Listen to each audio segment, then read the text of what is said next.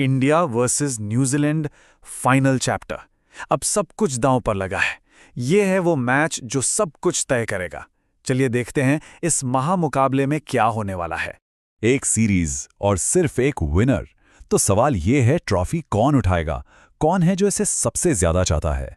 तो मैदान सज चुका है इंदौर के होलकर स्टेडियम में। तारीख है 18 जनवरी। एक टीम यहां से हीरो बन के निकलेगी और दूसरी टीम के हाथ सिर्फ मायूसी लगेगी। सीरीज इस वक्त 1-1 की बराबरी पर खड़ी है। मतलब ये करो या मरो वाला मैच है। जो जीता वो सिकंदर। हारने वाले के लिए कोई दूसरा मौका नहीं।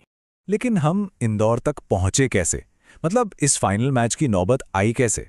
चलिए एक नजर डालते हैं अब तक के सफर पर। याद कीजिए, पहला मैच वडोदरा में न्यूजीलैंड ने बोर्ड पर एक बड़ा टोटल टांग दिया था। लग रहा था कि मुश्किल होगी, पर टीम इंडिया ने क्या जबरदस्त चेस किया।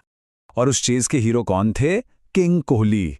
उनकी वो 93 रनों की मास्टर क्लास पारी थी जिसने भारत को 4 विकेट से जीत दिलाई। कमाल की इनिंग्स थी वो। लेकिन कहानी यहीं खत्म नहीं हुई। न्यूजीलैंड वो टीम नहीं है जो आसानी से हार मान ले। दूसरे वनडे में कीवीज ने दिखाया कि वो क्यों इतनी खतरनाक टीम है। जबरदस्त कमबैक किया और सीरीज में वापस जान डाल दी। और इस शानदार वापसी का हीरो कौन था? Daryl Mitchell. 131 run, not out. क्या कमाल की पारी खेली थी। उनकी इसी पारी ने सीरीज को 1-1 से बराबर किया और अब हम यहां हैं, फाइनल के लिए तैयार। तो चलिए अब बात करते हैं इस फाइनल की। इस आखिरी जंग में कौन से वो खिलाड़ी हैं जो गेम चेंजर साबित हो सकते हैं और क्या स्ट्रैटेजी रहने वाली है दोनों टीमों की। सबसे पहले बात करते हैं मैदान की। होलकर स्टेडियम।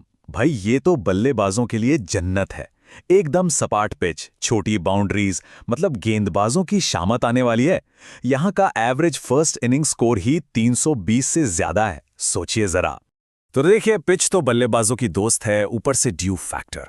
मतलब जो भी टीम टॉस जीतेगी वो शायद पहले गेंदबाजी करना चाहेगी।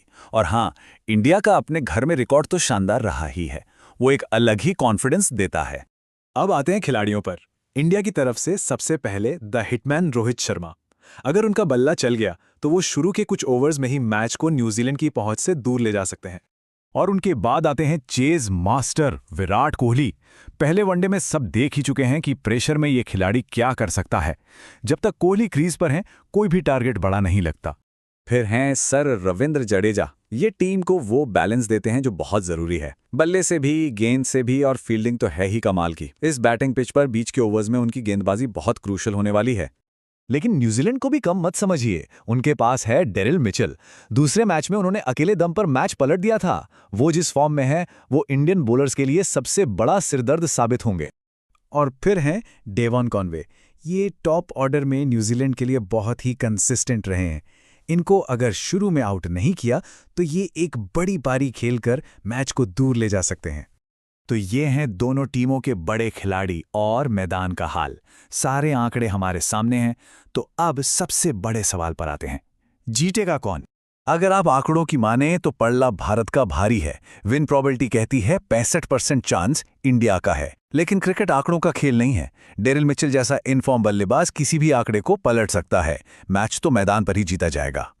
पर एक बात की गारंटी है, रनों की बरसात होने वाली है। ये एक हाई स्कोरिंग थ्रिलर होगा, इसमें कोई शक नहीं। 350 का स्कोर तो मानकर चलिए। अब देखना यह है कि प्लेयर ऑफ द मैच का अवार्ड कौन ले जाता है। तो आखिर में सवाल यही बचता है, एक तरफ है टीम इंडिया का अपने घर में ना हारने का इतिहास, और दूसरी तरफ है न्यूजीलैंड की जबरदस्त फॉर्म। तो इस आखिरी लड़ाई में कौन किस पर भारी पड़ेगा, इतिहास या फिर मौजूदा फॉर्म?